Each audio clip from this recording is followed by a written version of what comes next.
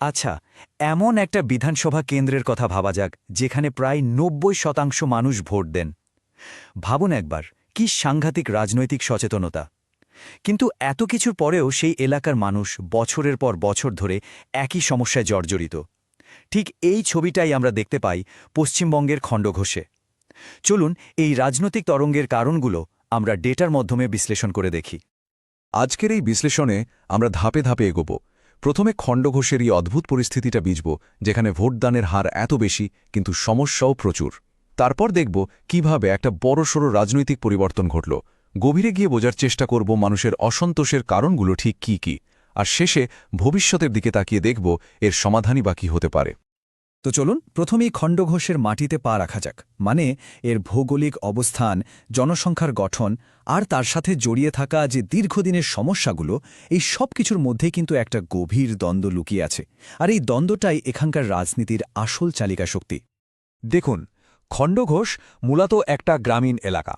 এখানকার জনসংখ্যার প্রায় ৩৯%ই তফসিলি জাতিভুক্ত। আর যদি ধর্মের ভিত্তিতে দেখি তাহলে ৬৭% হিন্দু আর ৩২% মুসলিম।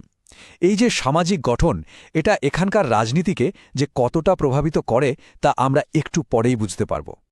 প্রায় ৯০% ভোট, এটা কিন্তু কোনো সাধারণ সংখ্যা নয়। গণতান্ত্রিক অংশগ্রহণের এক অসাধারণ উদাহরণ এটা। পরিষ্কার বোঝা যায় যে খণ্ডঘোষের মানুষ চুপ করে বসে থাকার পাত্র নন। তারা তাদের মতামত খুব জোরালোভাবেই প্রকাশ করতে চান। কিন্তু এত রাজনৈতিক সচেতনতার পরেও এখানকার মানুষের দৈনন্দিন জীবনটা কিন্তু সমস্যায় ভরা। বারবার বন্যা আসে, বাঁধ ভেঙে যায়, রাস্তাঘাটের অবস্থা খারাপ, তার উপর চালের মতো নিত্য প্রয়োজনীয় জিনিসের দাম বাড়ছে, গ্রামে কাজ নেই, আর দুর্নীতির অভিযোগ তো আছেই।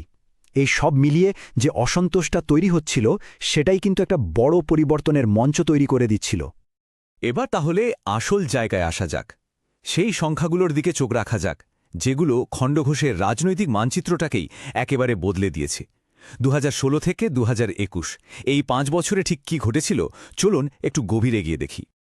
ছবিটা দেখুন, একেবারে পরিষ্কার। ২০১৬ সালে লড়াইটা ছিল একদম তৃণমূল আর সিপিএমের মধ্যে। বিজেপি তখন প্রায় আলোচনার বাইরে। কিন্তু মাত্র ৫ বছরের মধ্যে ২০২১-এ এসে পুরো ছবিটাই পাল্টে গেল। লড়াইটা হয়ে গেল তৃণমূল বনাম বিজেপির, আর বামেরদের ভোট অনেকখানি কমে গেল। এই সংখ্যাটা দেখুন, প্রায় ৬ গুণ। বিজেপির ভোট শেয়ারের এই বৃদ্ধিটা সত্যিই চমকে দেওয়ার মতো। এটা কোনো ছোটখাটো পরিবর্তন ছিল না। বলা যেতে পারে এটা একটা রাজনৈতিক ভূমিকম্প, যা খণ্ডঘোষের সব পুরনো সমীকরণকে ওলটপালট করে দিয়েছে। প্রশ্নটা খুব স্বাভাবিক। কি এমন হলো যে এত বড় একটা পরিবর্তন সম্ভব হলো? ভোটারদের আনুগত্য এত দ্রুত কেন আর কিভাবে বদলে গেল? এই প্রশ্নের উত্তর খুঁজতে হলে আমাদের আরও গভীরে যেতে হবে।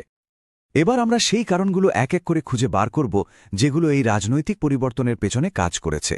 এর জন্য আমাদের যেমন ক্ষমতাসীন দলের কাজ খতিয়ে দেখতে হবে, তেমনই বুঝতে হবে বাইরের পরিস্থিতিটাও। এই ধরনের রাজনৈতিক পরিবর্তনের গভীরে যাওয়ার আগে একটা বিষয় মনে রাখা প্রয়োজন। আমাদের সংবিধান প্রত্যেক নাগরিককে সম্মান ও মর্যাদার সঙ্গে বাঁচার অধিকার দিয়েছে। যখন মানুষের দৈনন্দিন জীবনের সমস্যাগুলো সেই মর্যাদাকে আঘাত করে, তখন তাদের মতামতের প্রকাশ আরও জোরালো হয়ে ওঠে। এই তথ্যগুলো শুধু সংখ্যা নয়, মানুষের সেই ভাবনারই প্রতিচ্ছবি। ক্ষমতাসীন বিধায়কের দিকে তাকালে দুটো দিকই দেখা যায়। একদিকে যেমন তার একটা শক্তিশালী পঞ্চায়েত নেটওয়ার্ক ছিল, তেমনি অন্যদিকে দলবদলের ইতিহাস, রাস্তা বা বাঁধ তৈরির মতো প্রতিশ্রুতি পুরো না হওয়া আর দুর্নীতির অভিযোগের মতো দুর্বলতাও ছিল। আর এই দুর্বলতাগুলোই কিন্তু বিরোধীদের জন্য একটা বড় সুযোগ তৈরি করে দিয়েছিল। ক্ষমতাসীন দলের কাজের খতিয়ানটায় এখানে আরও পরিষ্কারভাবে বোঝা যাচ্ছে। জনকল্যাণমূলক কিছু কাজ হলেও রাস্তাঘাট বা বাঁধ তৈরির মতো পরিকাঠামোর ক্ষেত্রে এবং মানুষের বিশ্বাস অর্জনের জায়গায় একটা বড় ঘাটতি ছিল। আর এই ঘাটতিটাই হয়ে উঠেছিল মানুষের অসন্তোষের মূল কারণ। শুধু ভেতরের কারণ নয়, বাইরের পরিস্থিতিও কিন্তু পরিবর্তনের জন্য একদম অনুকূল ছিল। অর্থনৈতিক দুঃসাহ, গ্রামে কাজের অভাব, সামাজিক বিভাজন আর তার ওপর বারবার প্রাকৃতিক দুর্যোগ, এই সব কিছু মিলেমিশে একটা পরিবর্তনের ক্ষেত্র তৈরি করে রেখেছিল। বেশ, তাহলে বোঝা গেল যে মানুষের মধ্যে একটা ব্যাপক অসন্তোষ ছিল। এখন প্রশ্ন হল, চ্যালেঞ্জার অর্থাৎ বিজেপি কিভাবে এই অসন্তোষকে সফলভাবে নিজেদের ভোটের বাক্সে নিয়ে এলো? তাদের কৌশলটা ঠিক কী ছিল? মূল ব্যাপারটা হল, বিজেপি কিন্তু কোনো একটা নির্দিষ্ট গোষ্ঠীর ওপর ভরসা করে বসে থাকেনি। তারা বিভিন্ন দিক থেকে আসা অসন্তুষ্ট ভোটারদের নিয়ে একটা নতুন সামাজিক জোট তৈরি করতে পেরেছিল আর এটাই ছিল তাদের সাফল্যের চাবিকাঠি। এই নতুন জোটে কারা ছিল দেখুন, এখানে রাজ্যের অন্যতম প্রভাবশালী ওবিসি সম্প্রদায় মাহিষ্যদের একটা বড় অংশ ছিল অমুতুয়া অর্থাৎ মুতুয়া সম্প্রদায়ের বাইরের অন্যান্য তফসিলি জাতিভুক্ত মানুষজন, চাকরির অভাবে হতাশ তরুণ প্রজন্ম, আর সবচেয়ে গুরুত্বপূর্ণ হল একসময়ের বাম ভোটারদের একটা বড় অংশ যারা তৃণমূলের উপর আস্থা হারিয়েছিল। এই নির্বাচনের অন্যতম নির্ণায়ক দিক ছিল বামেদের ভোট বিজেপির দিকে সরে যাওয়াটা। জাতীয়তাবাদ আর দুর্নীতি বিরোধিতার মতো বার্তাগুলো পুরনো আনুগত্য ভেঙে একটা নতুন রাজনৈতিক সমীকরণ তৈরি করেছিল। এই পরিবর্তনটা শুধু খণ্ডঘোষের নয়, এটা পশ্চিমবঙ্গের চিরাচরিত রাজনীতির একটা বদলেরও ইঙ্গিত দিচ্ছিল। চলুন এবার একটু ভবিষ্যতের দিকে তাকানো যাক। যে সমস্যাগুলোর জন্য এত বড় একটা রাজনৈতিক পরিবর্তন হলো, সেই সমস্যাগুলোর সমাধানের জন্য কী প্রস্তাব দেওয়া হয়েছে সেটা একবার দেখে নেওয়া যাক। এটা কিন্তু শুধু মুখের কথা নয়, বরং একটা সুনির্দিষ্ট পরিকল্পনা যেখানে খরচের হিসেবও দেওয়া আছে। অর্থাৎ সমস্যা চিহ্নিত করে তার জন্য নির্দিষ্ট পরিমাণ টাকা বরাদ্দ করে একটা সময়ের মধ্যে কাজ শেষ করার প্রতিশ্রুতি।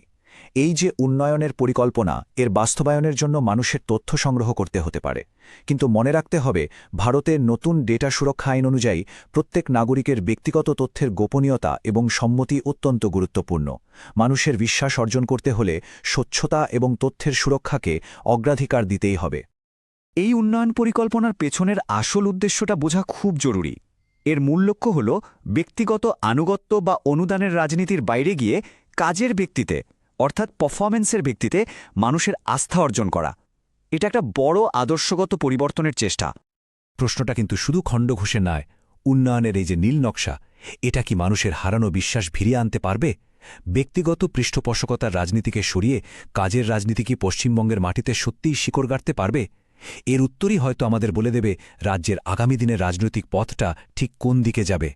যদি আপনি একজন জনকেন্দ্রিত নেতা হতে চান এবং আপনার নির্বাচনী এলাকাকে উন্নত করতে চান, তাহলে blueprintstrategies.ai এর সাথে যোগাযোগ করুন mgr@blueprintstrategies.ai এ, অথবা ফোন করুন 08042041602 নম্বরে।